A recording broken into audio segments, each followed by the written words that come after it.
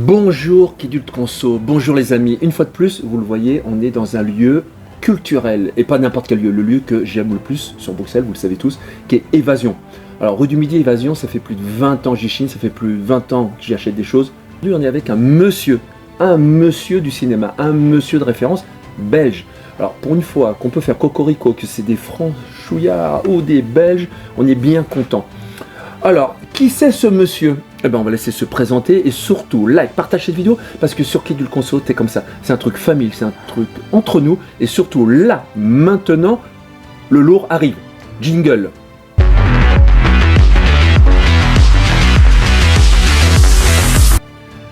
L'invité du jour, Ben. Comment tu vas, Ben? Très bien, merci de m'avoir invité. En tous les cas, moi je suis ému parce que depuis que Fred m'a dit que tu venais, alors j'ai pas voulu, comme d'habitude, pour tous les interviews, chipoter, savoir ce que tu avais fait. Mais dès que le nom m'est sorti, j'ai dit, oh là là, au BIF, au Festival du film fantastique, regardez la playlist, vous avez les vidéos. Bigfoot. Bigfoot, et en plus, on l'a revu sur Netflix. Ouais. Et c'est toi. Exact. Et c'est toi derrière, c'est lui. T'imagines, un film sur Netflix, c'est lui. Eh, chapeau, hein. Merci.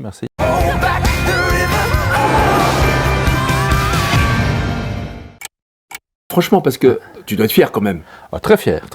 Mais ça n'a pas commencé avec Bigfoot, on avait commencé nettement auparavant. Bien sûr, il y a longtemps. Mais comment on peut être un petit Français ou un petit Belge et se dire on va conquérir le monde avec Bigfoot, qui est déjà vu et revu, hein, parce que Bigfoot c'est quand même comme le loup-garou, c'est pas quelque chose de facile à vendre. Et quand on voit le dessin animé, on se laisse porter par le dessin animé, et tu arrives comme ça à faire ce film. Un carton, moi je te dis, c'était un carton au BIF. Et sur Netflix, mon gamin dit, ah papa, je veux le revoir. Et tu le vois en plus dans les bacs. Tu le vois après à la FNAC dans les bacs.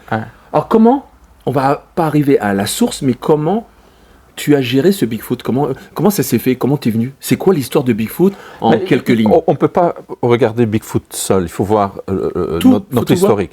Oui, parce qu'en fait, si on a attiré l'attention de Netflix, c'est qu'on avait déjà fait 8 longs métrages avant ça qui ont eu un succès mondial. 8. Le premier étant Fly Me to the Moon, et puis on a eu Sammy, la tortue, et puis on a eu Manoir Magique, etc. Et donc ce sont des films... juste pour donner une idée, Sammy, on a fait 11 millions d'entrées en salle, ce qui est gigantesque. Le film belge qui a fait le plus d'entrées, qui est reconnu comme ayant fait le plus d'entrées, c'est Le 8e jour de Jacob Van der Maal, qui avait fait 5,2 millions d'entrées. On en a fait 11 millions avec Sammy. On en a fait... c'est l'histoire d'une tortue, les amis. Tout à fait, tortue de mer. On a fait un gros succès avec Manoir Magique, avec Fly Me to the Moon avant ça, avec les Queen's Corgi, les chiens de la reine d'Angleterre. Donc, on était déjà identifié comme un fournisseur de contenu. Quand nous avons fait, en fait, Netflix n'a pas accroché sur Bigfoot Junior, qui était le premier des deux. D'accord. Son of Bigfoot en anglais. Et là, on l'avait vendu à Prime, Amazon Prime. Le deuxième... Alors ça, je ne savais pas, même Amazon Prime. Ouais. Donc en gros, quand tu allumes ta télé, toi, tu dis, ah tiens, moi j'ai fait ci, j'ai fait ça. C'est la classe quand même. C'est bien, c'est chouette. Tu peux être fier, franchement. Adam... Faut que j'y aille. était un enfant comme les autres. Mais un jour, il découvre la vérité sur ses origines et décide de partir à l'aventure. Et quelle aventure! Donc, il se passe quelque chose, c'est que lorsque nous sommes en train de terminer Bigfoot Family, donc le deuxième épisode, là, on va frapper à la porte de Netflix et on dit, écoutez, voilà, on savait, il y avait aussi une question de timing, que Netflix perdait le deal de Disney. Netflix distribuait tous les films d'animation de Disney, Pixar, etc. Et fin décembre de cette année-là, c'était fini. Quelle année? On est dans quelle année là? On était en fin 2019. Donc en 2020, ils allaient se retrouver avec plus aucun film d'animation dans leur catalogue, s'ils en avaient quelques-uns d'indépendants, etc. Et c'est à ce moment-là qu'on est allé frapper à leur porte, et ils ont été surpris. Au départ, ils ne voulaient pas, surpris par la qualité de nos films, ils savaient qui on était, etc. Mais au départ, ils ne voulaient pas prendre Bigfoot Family, justement parce que nous l'avions vendu le numéro 1, donc le Son of Bigfoot, à Prime. Et ils ne prennent pas un film qu'ils n'ont pas eu. Mais là, j'ai décidé de créer une première scène du film qui est un petit peu un récapitulatif, un peu un résumé de ce qui s'est passé dans le premier épisode. Et grâce à ça, Netflix a accroché et ils ont acheté le film.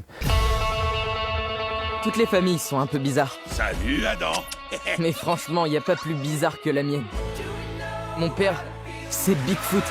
Et c'était un des premiers films qu'ils ont sortis en fait, en février, juste pendant le début de la pandémie, après l'ère Disney.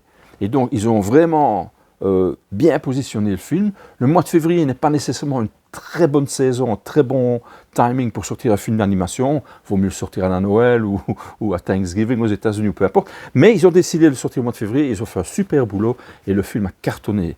Et c'est devenu le premier film de l'histoire, le premier film européen de l'histoire à être numéro 1 sur toutes les chaînes Netflix anglo-saxonnes lors du week-end d'ouverture.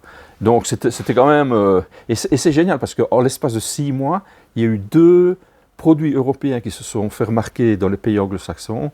Le premier étant Arsène Lupin. Arsène Lupin est devenu la première série non américaine à être numéro 1 sur Netflix. Et puis nous avait été le premier long métrage, tout genre confondu, c'était un film d'animation, mais tout genre confondu, à être numéro 1 dans tous les pays anglo-saxons. Angleterre, États-Unis, partout. Que le héros surgit sur son splendide étalon. J'ai envie d'habiter à Los Angeles et fréquenter tous ces pontes d'Hollywood, puisque maintenant tu rivalises avec eux quand même sur le catalogue Netflix et partout. Ouais, j'ai habité longtemps à Los Angeles en fait. Ah, en fait, voilà, je me disais aussi. Je combine un petit peu. En fait, c'est simple. Je suis parti de Belgique, j'ai fait mes études à la KUL en flamand, sciences politiques et sociales, et j'ai été faire 3 ans de spécialisation post-universitaire dans une des meilleures universités de cinéma au monde, à USC, University of Southern California, là où est passé George Lucas, Kasdan, Milius, etc. Ça calme les amis, hein. là ça te calme. Et donc je suis resté ensuite une dizaine d'années à temps plein aux États-Unis. Et puis là, j'ai décidé... J'étais à l'UNIF avec des gens qui sont devenus des gens très connus. J'ai donné cours même pendant 1 an et demi avec Jay Roach. Jay Roach qui a fait ensuite Austin Powers, qui a produit Borat.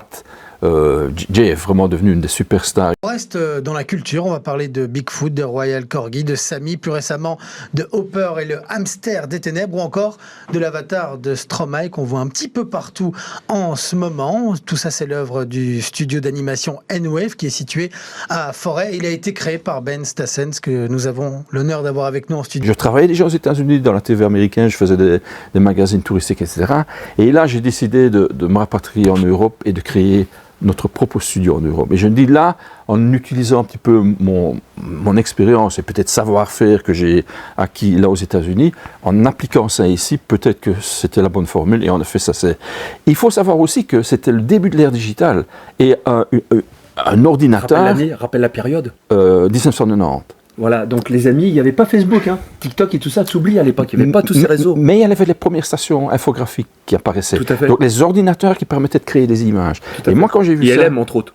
ILM le premier et Pixar. Hein. Pixar qui à l'époque n'était pas une société de production, mais une société de fabrication de logiciels. Tout à fait. Et quand j'ai vu ça, moi je dis, ça c'est un mini studio. C'est ça qui t'a donné la puce à l'oreille ? Oui. J'ai vu ces ordinateurs-là, ce qu'ils pouvaient faire, je me dis, ça c'est le futur, ce sera un mini studio de Hollywood sur un bureau. Et on aura ce studio-là, qu'on soit dans une île du Pacifique, à Bruxelles ou à Los Angeles ou à Londres. Et là, je me suis dit, il y a moyen de construire l'idée d'un studio, un vrai studio de production, autour de cet outil digital. Et à l'époque, je me disais déjà, on va pouvoir créer des images avec cet outil digital, on va pouvoir les distribuer, les diffuser, ce qui est le cas. Maintenant, on est sur YouTube, c'est le digital, Et c'est cette perception qui nous a permis d'aller de l'avant et de créer cette unité à Bruxelles, plutôt que de le faire à Los Angeles ou n'importe où ailleurs.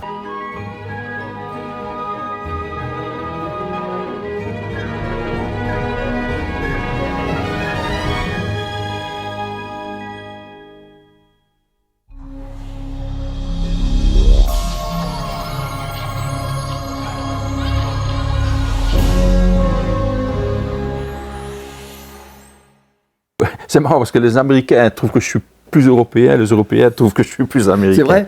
Mais qu'est-ce qui leur fait dire ça ? Un peu la sensibilité. C'était surtout le cas quand je faisais des films IMAX. Parce qu'il faut savoir, on a commencé en produisant des films pour parcs d'attractions, pendant 15 ans, on n'a fait que ça. On était le leader mondial du film pour Leader parcs mondial de d'attraction. parcs d'attraction. Tu avais un ticket gratuit dans tous les parcs d'attraction. Tu rentrais gratuit partout, toi. Pratiquement, oui. Non, mais C'est pas beau, ça? on avait des films. En fait, dans tous les grands parcs d'attractions du monde, on a vendu des films, sauf chez Disney, tout ça? Non, sauf chez Ah. Disney et Universal, parce que eux faisaient leurs films avec leur propre contenu. Ils ne D'accord. prenaient pas des films des tiers. Mais D'accord. sinon, je peux en citer plein. Efteling, Futuroscope, Europa Park, Belloard de Belgique, European J'ose Center. même pas demander ton CV. J'ose même pas demander ton CV. Ouais, ouais. En Et- parlant de ton CV, parce que t'as plein de choses, et je pense qu'on fera un deuxième rendez-vous si tu me l'accordes, Ben, parce que je veux pas tout vous donner tout de suite. Les amis, regardez les amis. On parlait du digital, mais le digital, il y a comme une source. Il faut lire. On est quand même chez Évasion. Et aujourd'hui, chez Évasion, grâce à Évasion, à Fred et Karine, je te rencontre pour un bouquin. Correct, correct. Et dans ce bouquin, parce que là, je sens qu'on pourrait passer des heures avec toi, parce que ce parcours, il est gigantesque. Parce que tu as commencé en quelle année aux États-Unis? L'école. L'école en 70, en 81. 81. Ouais. Donc tu pars du côté néerlandophone, Ouais. tu vas aux États-Unis, 81. 80, ouais, je commence 82 jusqu'à 85, j'ai fait mon Master in Fine Arts. Voilà. 3 ans post-universitaire. Comment tu parles bien anglais en plus? Ah oui, L'accent, ouais, mais j'ai habité là. T'habitais où à Los Angeles? Parce que là, on s'écarte du bouquin. Ouais, mais vite. j'ai habité dans plusieurs endroits, mais en fait près de Koreatown au début, et puis près de Beverly Hills, et dans plusieurs endroits. Alors moi qui connais Los Angeles pour avoir fait longtemps le CES à Vegas, Ouais. j'habitais entre guillemets à Hollywood Boulevard au Ouais. Magic Hotel. Ouais, ok. Tu connais Magic Hotel? Ouais, je vois où ça va. Voilà, alors là c'était classe, mais lui maintenant c'est. Et tout ça tu racontes dans le livre, tout ça ou pas? Ouais. Est-ce qu'on a les parcs d'attractions? Est-ce Ouais, qu'on bien a cette sûr, bien aventure sûr. Ouais, depuis non, 81? les parcs d'attractions, sans les parcs d'attractions, on ne faisait pas du long métrage. Parce qu'il faut savoir qu'en 2008, en fait, on s'est lancé dans le long métrage parce que j'étais la personne au monde, sans fausse modestie, avec le plus d'expérience. Non mais vas-y, mais t'as le droit. Attends, pour pas qu'on ait un Belge Avec- ou un Français j'avais le qui va jusqu'au bout. J'avais Voilà. le plus d'expérience en cinéma en relief, 3D, avec les lunettes. J'avais fait plus de films que n'importe qui au monde. Et quand on a vu que le relief arrivait dans les multiplex, on dit, hop, c'est peut-être le temps de passer des films pour pas d'attraction ou des cinémas IMAX, parce que j'ai fait 8 films IMAX de 40 minutes en relief, de faire un long métrage. Et on avait amassé un trésor de guerre grâce à nos films de parcs d'attraction. On avait plus de 10 millions d'euros net en banque. Et on s'est dit à un moment donné, qu'est-ce qu'on fait? On se paye des dividendes, on ne s'était jamais payé de T'étais dividendes. toujours le big boss? On était trois Vous étiez partenaires, trois? moi, ma femme et un autre partenaire, Eric Delens. Et on se dit, qu'est-ce qu'on se fait? On se paye des dividendes ou on se lance dans la folie du long métrage? On a décidé de faire le long métrage. Une chose que je déteste, et ça ce n'est qu'en Belgique, c'est qu'on fait des entractes pendant les longs métrages d'animation. Ça m'horripile. Et on était en train de parler de Stevie Wonder. Et elle est dedans l'anecdote avec Stevie? Oui, tout à fait. En fait c'est assez rigolo. Je fais un film pour parc d'attraction appelé Superstition, un film de 5 minutes, très haut de gamme, des films très chers, coût à la minute de 300 000 à 400 000 euros la minute. Et Attends, ça calme tout le monde. 300 à 400 000 euros la minute. ouais, donc 2 millions pour un film de 4-5 minutes. Donc, mais c'est des films très haut de gamme qui passent dans les parcs d'attractions avec les sièges qui bougent. Et pour accompagner ce film-là, je voulais utiliser la chanson de Stevie Wonder, Superstition. Je négocie avec ses agents à Los Angeles, on se met d'accord, c'était en 94 ou 95, je ne sais plus, on se met d'accord sur le prix, $40,000 pour utiliser la chanson dans le film. Tout est bon, je vais à Los Angeles pour signer le contrat. J'arrive à Los Angeles, les agents me disent, il y a un problème. Il y a un problème. Il y a un problème. En fait, les droits d'édition sont la copropriété de Stevie Wonder et de Berry Gordy, le grand Oui, tout à fait, producteur. le de- grand producteur. ouais. Oui, je dis, ben, c'est pas un problème. Pourquoi il ne veut pas lâcher les droits? Si, ils veulent tous les deux lâcher les droits, mais ce sera 2 fois $40,000. Mais je dis non. Je dis, si j'achète une maison qui vaut 1 million, qui est un propriétaire ou 5 propriétaires, c'est toujours 1 million. Il dit, ça. Oh, non, c'est comme ça. Ok, je me suis levé, je suis parti. J'ai plus ou moins claqué la porte, À Los fâché. Angeles, t'étais à À Los Los Angeles. Angeles. Ah ouais, je vois. Je vais à New York et je ne sais pas comment ils m'ont trouvé. Parce que même au bureau à Bruxelles, je ne suis pas sûr qu'ils... Enfin, tout à fait. Peu importe, je suis à l'hôtel à New York, le Mayflower, devant Central Park, je me souviendrai toute ma vie, je reçois un coup de téléphone, une dame. Monsieur Stassen, oui. Vous avez un instant? Je dis oui. Stevie Wonder veut vous parler. Me voilà en ligne avec Stevie Wonder. Ah, c'est chaud. Il m'appelle, mais c'était génial. En fait, il me parlait comme si on était des potes. J'avais jamais rencontré, j'avais jamais parlé avec lui, j'avais parlé avec ses agents. C'est beau ça. Et il dit, Ben, super super, le film, raconte-moi plus, qu'est-ce qui va se passer dans le film, donne-moi tous les détails. Ça n'a pas été une demi-heure de conversation, mais peut-être 5, 6, 7 minutes avec Stevie Wonder. On a fini, très cordial, il dit, je suis vraiment super enchanté de faire ce film avec toi, il me dit, et on raccroche. Ok. Je me doutais quand même de ce qui allait se passer, mais je n'étais pas sûr. 10 minutes plus tard, je reçois un coup de fil des agents. Il dit, hey, Steve, il nous a appelé, il a dit que c'était génial, que ça s'est super bien passé avec toi, qu'il est vraiment enthousiaste. Je dis, oui. Oh, donc on fait le deal. Je dis, oui, à mes conditions. Oui. Ah non, qu'il dit, je dis, terminé, ne m'appelez plus, raccrochez. Je n'ai jamais plus adressé la parole. Donc le deal ne s'est pas fait. Donc, Stevie Wonder, c'était juste jouer violon pour essayer de m'amadouer. La chute, elle est mauvaise. Ben, j'en veux pas à Stevie Wonder. Je dis, c'était ces agents qui l'ont guidé à faire ce truc-là. Mais alors, il y a une dernière anecdote. La chute, elle est mortelle quand même, parce que tu t'attends à la chute que tu vas le faire, le film. Ouais, s'il m'appelle, je me dis, ok. Et alors, si on regarde le film, Superstition, il y a à un moment donné un petit wagonnet de montagne russe qui percute les vitraux d'une cathédrale. Et sur le vitrail, il y a la photo l'image dépitée d'un saint, avec les bras croisés comme ça. Et c'est Stevie Wonder. Parce qu'en fait, on avait commencé, et il croit qu'il m'avait coincé, parce qu'on avait commencé la production sans que j'ai finalisé les droits. Mais alors, ce qui s'est passé, c'est que Superstition, ils n'ont pas le copyright de Superstition, bien de la chanson, mais pas du titre ou pas. Donc, on a gardé Superstition. Ma grande fierté pour le studio, c'est qu'on a vraiment pu créer un mini-studio. Et on est assez unique au monde. On est le seul studio en dehors des États-Unis à avoir produit autant de longs métrages d'animation. En moins de 15 ans, on en a fait 10. Le défaut de ton livre, c'est quoi que tu aurais voulu mettre en plus qui n'est pas dedans? Peut-être plus de photos. Il y a pas mal de photos à la fin, mais peut-être plus d'illustrations, parce que je suis quand même un gars de l'image. Et c'est une frustration. Le livre est très bien, les photos à la fin sont vraiment magnifiques aussi. Je peux vous les montrer ici. Mais je veux dire, j'ai une telle collection d'images. Parce que j'ai fait des films en Afrique aussi. Je n'ai pas fait que des films d'animation. J'ai fait les tout premiers films sur le monde sauvage, en relief pour le cinéma IMAX. Donc j'ai une quantité de photos assez exceptionnelle. Et c'est peut-être ma seule petite frustration. Mais voilà, je veux dire, à un moment donné, il y a déjà une quinzaine de pages de photos, c'est déjà pas mal. Quoi. Question 2. Pourquoi tu ne l'as pas fait plus grand et pourquoi tu ne l'as pas fait avec justement beaucoup de photos, plus gros, plus lourd, plus grand? Un truc genre à la ILM? Ouais, c'est pas évident. Moi, je veux dire, c'est Frédéric Van de Casserie qui a écrit, qui a fait un super boulot. Parce que je raconte mes histoires, mais il faut qu'on les traduire sur le texte et rendre le bouquin, fluide et dynamique à lire. Ce qu'il a fait, je trouve qu'il a fait un super beau boulot. C'est lui qui m'a approché et puis il a été trouvé un éditeur. Donc moi, je ne suis pas impliqué là-dedans. Moi, je suis juste le sujet du bouquin et c'est une question qu'il faudrait peut-être plus poser à l'éditeur et à l'auteur. Cela dit, je connais une partie de la réponse, c'est que le monde de l'édition, surtout à une échelle assez petite, est très très très très compliqué. C'est pas évident de publier des livres, parce que maintenant, bien entendu, il y a la concurrence avec les versions digitales des bouquins, mais s'il n'y a que du digital, il n'y a plus d'endroits comme ici à Évasion. Donc c'est vraiment un business très compliqué, comme le business cinéma aussi. Et je pense que c'est encore pire pour l'édition, parce que là, il y a quelques intervenants qui dominent tout, quoi. Question 3. T'as pas de joker, hein? J'ai oublié de te le dire tout à l'heure, t'as pas de joker, t'as accepté. Ton prochain long métrage qu'on pourra voir, c'est quand? C'est fini. Ah non. Si, en fait, j'ai pris ma pension il y a 3 ans déjà. Mes 2 derniers films ont été les 2 plus grands succès en termes d'audience, qui étaient Bigfoot Family et Chicken Hair en anglais, en français ça s'est appelé Hopper, et c'est fini et on a revendu la société, c'est plus à nous. Et pour moi, j'ai tourné la page définitivement. Ben, est-ce que tu as un regret pendant cette interview, malgré que le cadrage bougeait, malgré que ça soit du digital, malgré que ce soit YouTube, toi qui es dans la technologie, la haute technologie, tu étais dans l'ultra haute technologie, parce que l'IMAX ou autre, c'était combien de personnes autour de toi, pour donner une idée aux gens? Le staff, notre studio, c'était 120 personnes. 120 personnes. Et lors du tournage, c'était combien de gens autour? Quand on tournait en image réelle, ça dépend. On était parfois 150, parfois 20, ça dépend. Ça calme.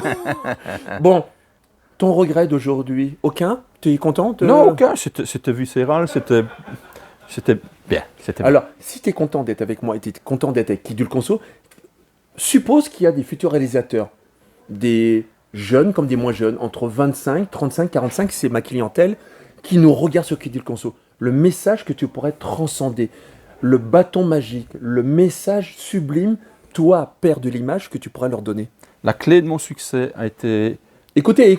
a été mon identification à l'époque, parce qu'aujourd'hui c'est facile de le savoir et de le voir.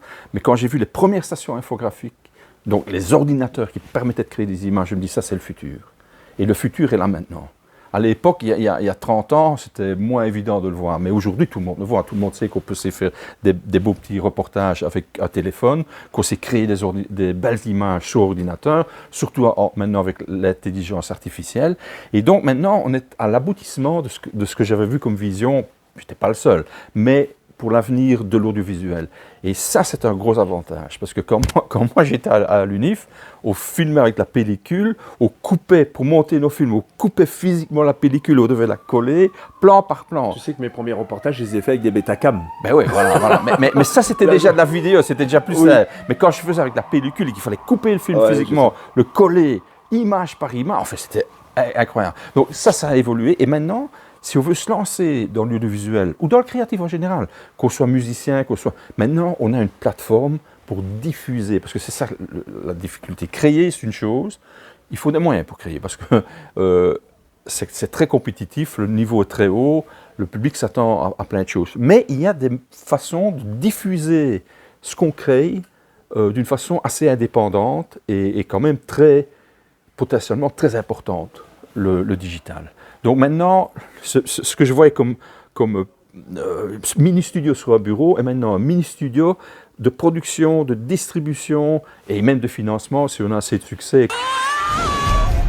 Et là, c'est du rush, c'est du radio movie. Je vous présente Karine, on l'avait déjà vu dans le reportage. Là, qui est partagé cette vidéo avec Karine, qui nous avait ouvert les clés, même laissé les clés après.